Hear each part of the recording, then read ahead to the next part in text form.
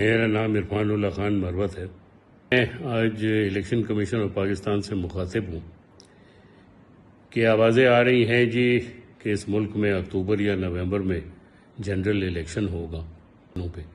اگر آپ نے ایسے ہی الیکشن کرانی ہے سندھ میں جیسے بلدیاتی الیکشن ہوئی ہے، کیا آپ کو پتہ نہیں ہے کس قسم کی دھاندلی ہوئی ہے؟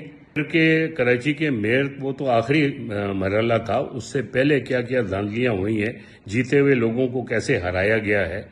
تو پیسے مت ضائع کرے۔ ویسے روز ہم سنتے ہیں کہ پاکستان ایک بینکرپسی کی طرف جا رہا ہے، ڈیفالٹ کی طرف جا رہا ہے۔ پیسے ضائع مت کریں، جو آپ کے من پسند ہیں ان کو ویسے ہی بٹھا دیں کہ چلاؤ لوٹو اس ملک کو۔ اس کے ناخن لے الیکشن کمیشن پوری اینڈ چیف الیکشن کمشنر صاحب، اگر صاف اور شفاف الیکشن نہ ہوئے تو اس ملک کو نقصان پہنچے گا اور آپ اس کے ذمہ وار ہوں گے۔